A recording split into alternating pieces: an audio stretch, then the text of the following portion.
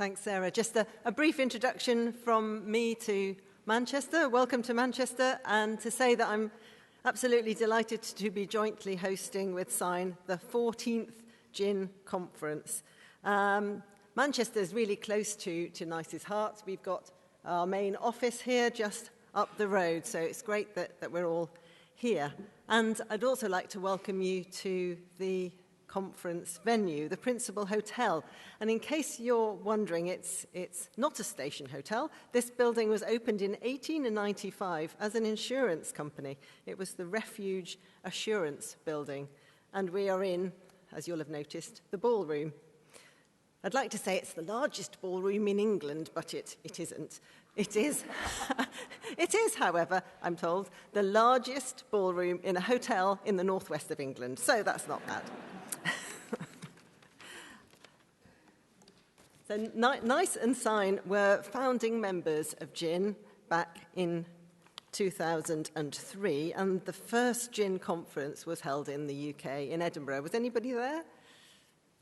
Yes, few people who've been with it for a long time, so that's great. So it's really, really wonderful to have it back again in the UK, and we can see how much Gin has grown since then, with a really with many hundreds of members and a truly global network. And NICE is proud to have been part of Gin from the start, and I really hope that this conference lets you develop important networks to improve collaboration in guideline development.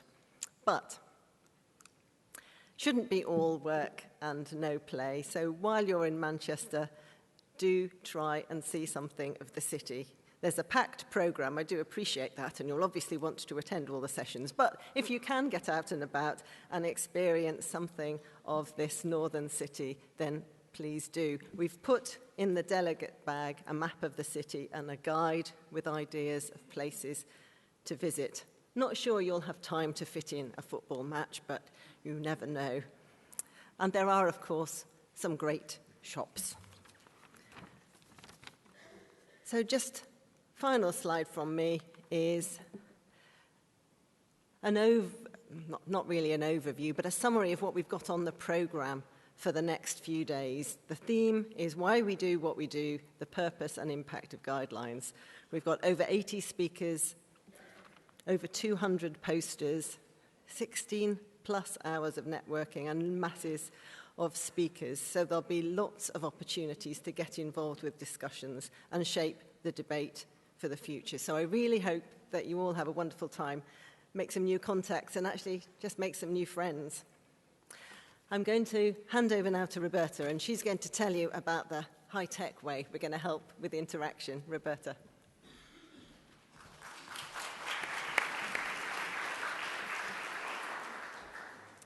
Hi, everybody. Jill was just talking about networking there, and what I want to do is tell you about one of the ways that we're trying to help networking, and it's with our conference app. So from the outset, when we started planning this conference, we wanted it to be very interactive. We're really keen to have networking. And this app that you can download has been designed to help us do this, and it's been designed to do it in a number of ways. You can vote for the best poster. So once you've had a look around all the posters, please vote for the best poster. We've got live question and answer sessions in the plenaries, and we'd like you to submit feedback on all of the sessions, and you can also build your personal agenda.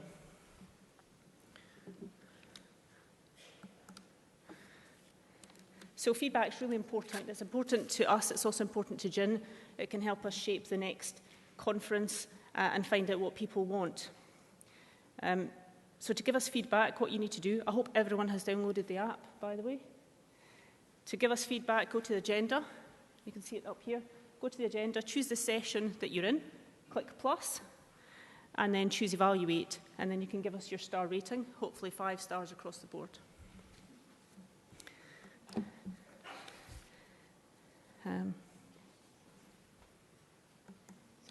And then to take part in the so we've also got 2 other clever options that will help us during the conference, questions and live polling. So this time what you need to do is go to live polling, QA, choose a session, click on either question or live polls.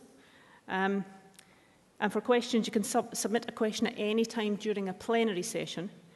The questions will be moderated, and once they're approved, what you can do is you can like other people's questions, and then the questions that have got the most likes will rise to the top. And then what the chairs will do is select the questions from the session for the panel to address. Don't worry, though, if you're not using the app, although I know everybody is going to be using the app, you can still ask for a roving mic. So remember that this polling only applies to this question only applies to the plenary, and roving mic will be in the parallel sessions. So,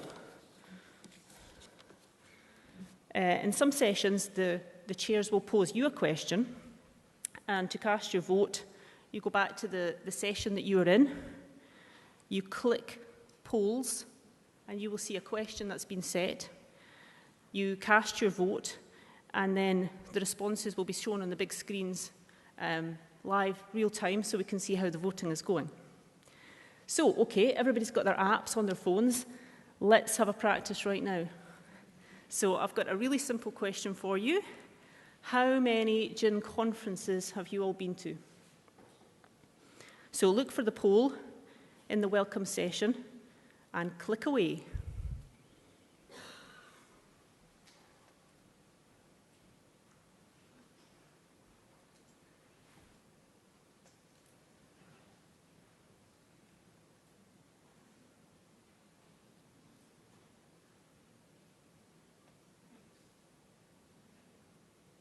Okay, so fantastic to see. Everybody's getting voting, that's excellent. So we can see that we have quite a lot of first-timers, but we've got, quite a lot of first-timers. So thank you for that. And you'll see this being going through the sessions, and really hope that you will interact with us in this way. And don't forget to rate this welcome session at the end of the session. So now I'm just going to pass on to my colleague John Kinsella. He is the chair of the Scientific Committee, and he's going to tell you a bit more about the fantastic programme that the Scientific Committee has put together for this conference. Thank you, Roberta. Welcome to Manchester. My name is John Kinsella, and I chair the Scientific Committee. You've seen the strap line for the conference, why we do what we do, the purpose and impact of guidelines, and we've tried to have the theme of the whole conference, the plenaries and the sessions related to this. Obviously, we've learnt lessons from previous conferences. Last year, the conference was in South Africa, but it was a global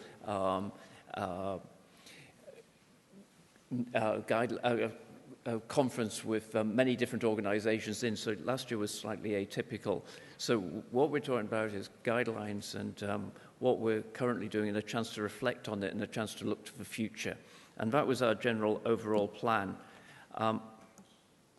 It's all built into the plenaries. The plenaries have got plenty of time in it for discussion. We're very keen that we've got some really good speakers, and we're very keen that the audience participate in that, ask for questions so that we can actually have a meaningful debate about what people are really interested in talking about. And we've placed equal emphasis on the discussion as much as what the people are standing up to talk about to start with. So we're really keen on audience participation in this. And Roberta has explained how to set the questions, and we hope a sort of democratic way of getting the best questions at the top. But there are many other things to take part in. There's loads of parallel sessions and oral presentations within that, workshops, and we hope there's a bit of it, something for everybody. And please visit all the posters and please vote. I mean, we had a huge number of submissions of posters this year, and we're very grateful to everybody for doing that. And let's read them all and let's rate them as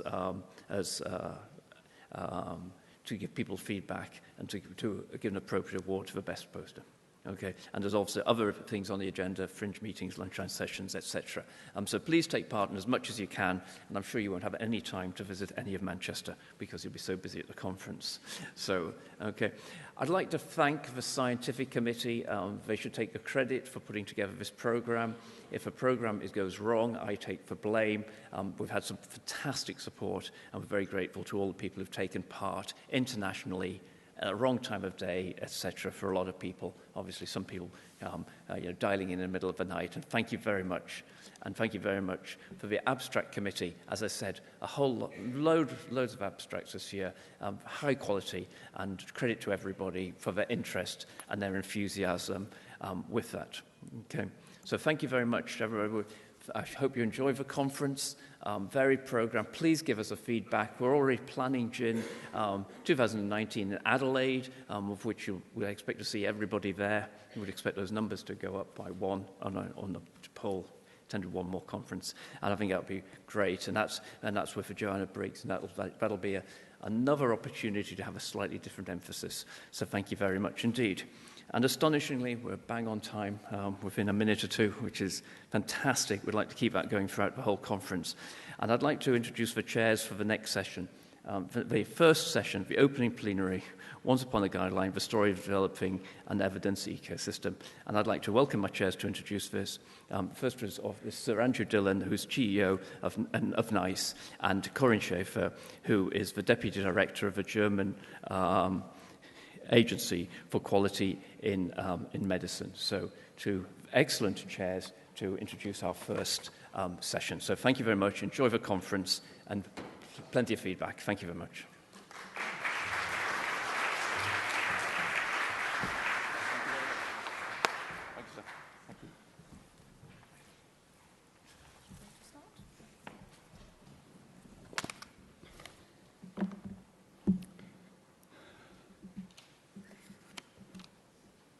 Well, good morning, everybody. I'm Andrew Dillon, Chief Executive of NICE, and along with my co-chair, Dr. Corinne Schaefer, we're going to kick proceedings off with this morning's plenary session. And by the way, can I add my own welcome to Jill Laing's to Manchester, which is my hometown.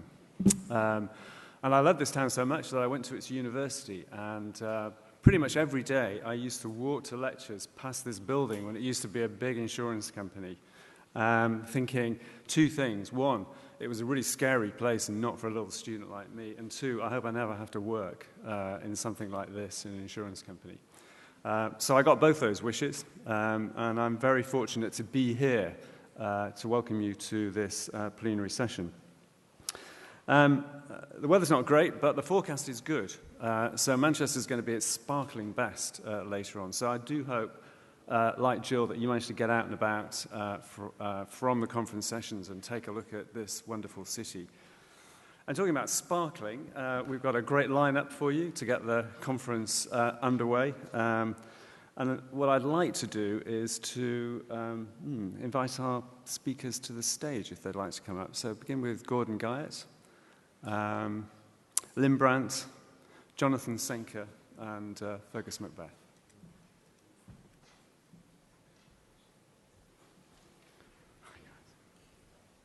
Now, they're going to have about 15 minutes each to talk, but I've got a few housekeeping messages before we kick off, and I've got some slides, I think, if I click to the first one.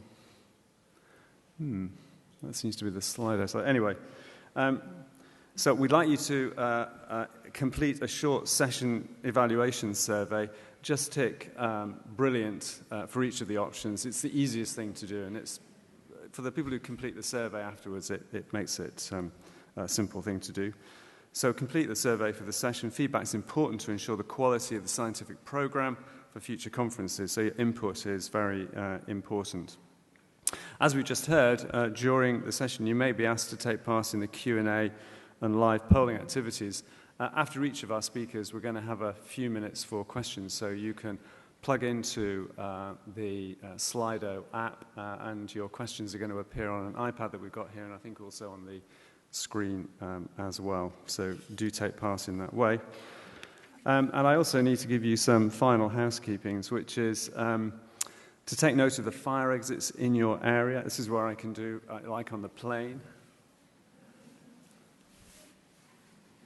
Actually, I have no idea whether that's true, but they're probably over there somewhere. Don't stop to collect your personal belongings, especially purses and credit cards. We'll collect those up and return them to you at some point. Don't use the lifts. It's not good for your health.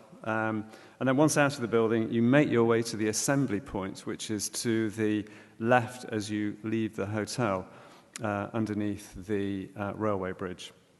And don't come back into the building until you've been given clearance and you've had the chance for another cup of coffee and a croissant at one of the local cafes. So, that's the housekeeping over. I need to click through. We've got Fergus's kick-off slide. So, we're going to begin with my distinguished former colleague, Fergus Macbeth. Fergus is Associate Director at the Wales Clinical Trials Unit in Cardiff. He was also Director of NICE's Guidelines programme for what seemed like ages, Fergus, but probably at least 6 years or so. Anyway, did a wonderful job there. And Fergus is going to give us a quick history of guidelines and why we need them. It seems to me, Fergus, this audience is not going to need much convincing. So please welcome Fergus Macbeth to the podium.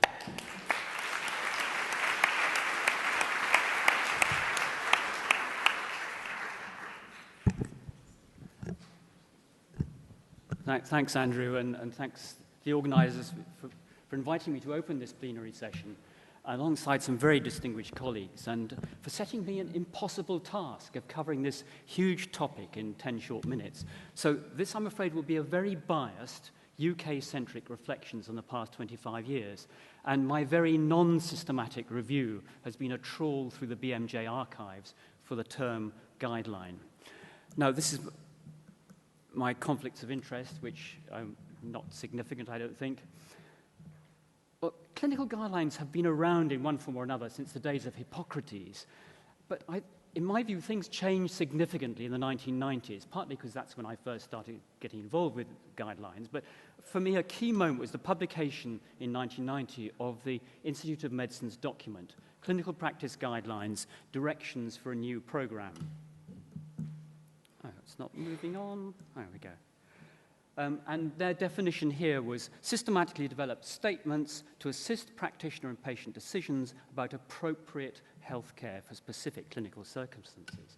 So that was in the US. And in the UK, there was a work of Jeremy Grimshaw and Jim Petrie clearly identified the shortcomings of the traditional guidelines that had been produced up until then. And soon afterwards, SIGN was set up in Edinburgh, which really led the way in setting methodological standards for guideline developments, certainly in the UK. And SIGN at first envisaged guidelines, there's a problem with that, as this, broad statements which relate to an optimal level of care in which current knowledge and experience are balanced against the constraints of available staff and other resources.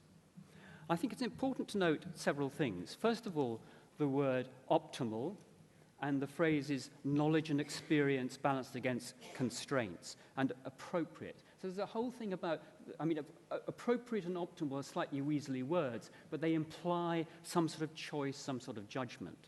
But the other thing to note is that there's no word evidence in either of those definitions. But the 1990s became the promulgation of evidence-based medicine with David Sackett and Gordon Guyatt and their colleagues, and guideline methodologists increasingly demanded that there was systematic review of the evidence.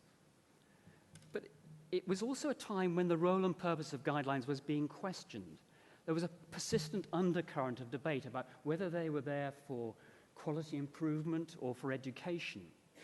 And continuing concern about limitations on clinical freedom because of financial constraints and other things, and about cookbook medicine, and especially if these guidelines were perceived as being developed by clinical epidemiologists at the centre, far removed from the clinical front line. And I think there were also concerns that they might be used for regulation of health professionals, especially doctors, and used as evidence in litigation. Around the millennium, some important events occurred. The GRADE Working Group was established in 2000. GIN was founded in 2002, still the only international organization devoted exclusively to guideline matters. The Guidelines Clearinghouse, I discovered this morning, was set up around about the same time. And in the UK, NICE was set up in 1999 and published its first guideline in 2002. Now, as you all know, over the past 18 years, since the millennium, there's been a huge growth in the number of guidelines and guideline-producing organizations, and evidenced by the huge growth in the attendance at the GIN conferences. And there have been important developments in methodology for reviews and for guidelines. And I draw attention especially to the grade system for summarizing the results of reviews and in a consistent way. And we now have prognostic reviews, network meta-analysis, diagnostic reviews, all of which further confuse naive guideline committee members, quite apart from all the health economic analysis with its Markov models and ICERs, which, again, some people find quite hard to understand. And alongside this have been significant initiatives to improve the transparency of the decision-making, to adapt guidelines for other systems, as we heard already this morning, to involve patients and consumers in the committees. And the definitions of guidelines have changed a bit. Here's the IOM's definition from 2011 and NICE's current definition of the clinical guideline. And again, there are a few words that I'd like you to notice. Evidence appears in both. And we have these words: optimize patient care, suitable for most people, once again implying that the point that we're making choices, we're making judgments. But undoubtedly, problems do remain with guidelines. We have problems with duplication of guidelines from different organizations, conflicting guideline recommendations from different guidelines, timeliness in the face of very mobile evidence, and challenges from aggrieved healthcare professional groups and patient groups.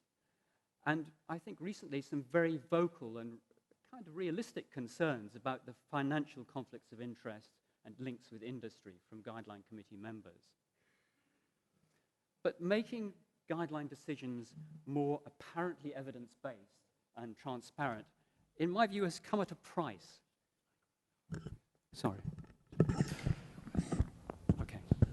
Apologies. Can you hear me better now? Oh, I'm sorry. If you've missed it all, you haven't missed much. This is the important bit. Guideline decisions, God, it sounds very loud now. More apparently evidence-based and more transparent. But this has come at a price, and that price is complexity. And I just wonder if things have gone a bit too far. For instance, one chapter of the evidence review covering one topic of the guideline I'm currently involved with for NICE runs to 800 pages. And I was recently part of a guideline committee that used the GRADE evidence decision framework. And I'm going to be brutally honest and personal here, but I did find the process rather uncomfortable, rather mechanical, and fixated on the evidence and its statistical interpretation at the expense of wider discussion of the recommendations. In my view and my experience, most recommendations and most guidelines are based on evidence that is rated as being either of low or very low quality. So the work of a guideline committee is always decision-making in the face of uncertainty. After all, if the decisions were obvious and the evidence cast iron, do you really need a guideline? But we still don't know how best to make these decisions in the face of uncertainty and how best to use other forms of knowledge that can be called in to inform the evidence, the guideline decisions. And what are the characteristics of an effective guideline committee? It's generally agreed now that patients' representatives should be involved and that financial conflicts of interest should be declared and managed somehow. But we understand very little about that black box of committee decision-making. Who should be on the committees? How many of them? How should they be selected? Are face-to-face meetings needed, or are teleconferences and Delphi processes just as effective? Do we need consensus agreement, or do we have to go through a voting process? How do we minimize unconscious bias and groupthink? I would suggest that we have an embargo on any further technical developments in evidence assessment and reporting, and spend the time and effort on understanding the mechanics and sociology of guideline committees and their decision-making. So, what are guidelines for? That's the second thing I have to address in a few minutes. I believe that these uncertainties that I mentioned early on, the uncertainties of the 1990s, do persist. Are guidelines there primarily for quality improvement or for education? Or are they there for some form of coercive control and rationing? They are undoubtedly influential these days, and people either greet them vociferously or condemn them equally vociferously. At the GIN conference in 2014 in Melbourne, I said I thought guidelines were power tools, a way for an organization to exert its influence. And I still think that description is appropriate. And that influence depends on the inherent power of the organization. Some organizations, like WHO, have it just by their nature. Others have to earn it, as I think SIGN and NICE have done over the years. But that power needs to be used carefully and responsibly. Guidelines purport to be objective, but they do also serve the interests of the organization that's making them. I think especially in the case of specialist professional bodies and insurance organizations. I believe that guidelines must consider their realistic implementation in the healthcare system which they're aimed, and also the health, economic and cost implications, which is why I remain skeptical about the value of so-called international guidelines, whether from a truly international body or from specialist societies with an international reach. I think they may inappropriately distort healthcare priorities and raise unrealistic expectations, especially in less affluent countries. So I'd like to end with a quote I found from 1993. Jean Feder, some of you remember, was an academic GP in the UK who subsequently was vice chair of NICE's first Guidelines Advisory Committee. And in a book review, he wrote, "One day soon, medical sociologists will discover that clinical guidelines industry is a microcosm of medicine worthy of close study. When guidelines are developed, bloody struggles are waged over medical knowledge. All protagonists claim the evidence supports their views, and final recommendations always require fine judgments and compromise. I'm still waiting for those sociologists to start work, and I look forward to their findings." Thank you very much.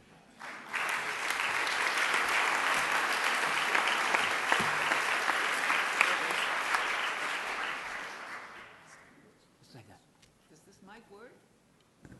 Yeah, perfect. Thank you so much, Fergus, for this wonderful opening and really referring to the topic of this conference, why we do what we do.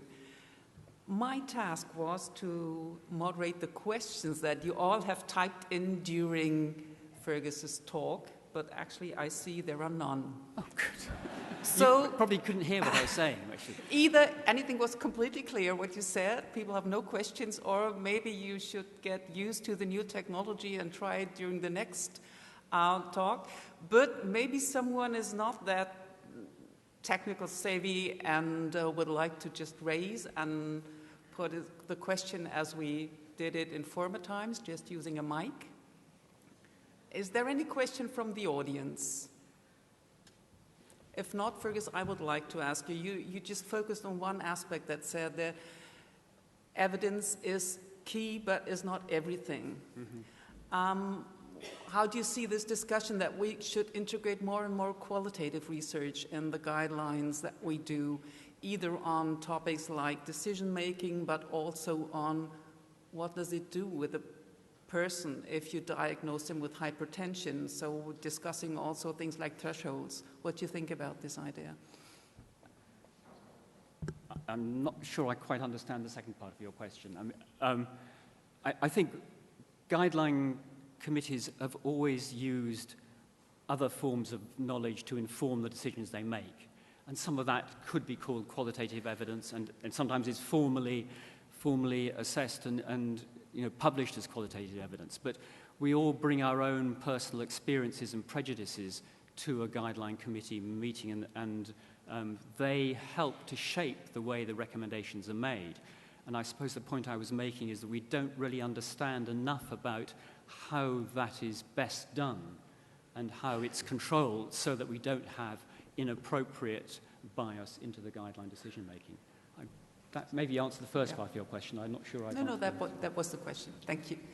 Any other questions for Fergus?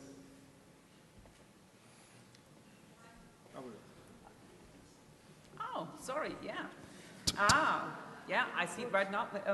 So the first one is, how do we get the balance right between data and consensus? Between? That was from the audience.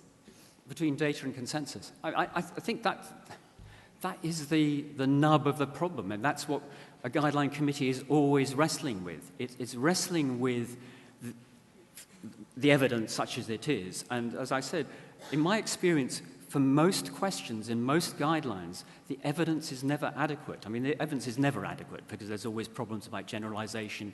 You don't have enough. You may have a lot of information about one outcome, but some of the other important outcomes, there's no evidence at all, or it's very low quality evidence. So one's always making those judgments on how to balance that, together with all the collective, I would call it wisdom and experience of the people around the table that contributes to the way in which that evidence, imperfect as it is interpreted in a way that makes sense in the recommendation. Thank you. And a last one was just, could you please show the slide again, because I want to tweet about it. Maybe we can show the slide with the quotation again. Is that possible? If not, yeah, thank you. So, everyone who wants to take a picture, just do it right now. Thank you so much, Fergus, for starting.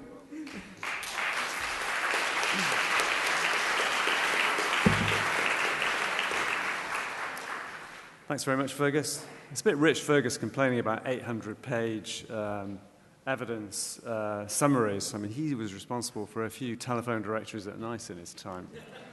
But we understand the point. Anyway, next we have Gordon Geitz, who I'm sure needs little in the way of introduction. Gordon is Distinguished Professor in the Department of Health Evidence and Impact at McMaster University, and Gordon's going to discuss the involvement of patients in guideline development, the tricky issue of managing conflicts of interest and grade. Gordon, thanks very much.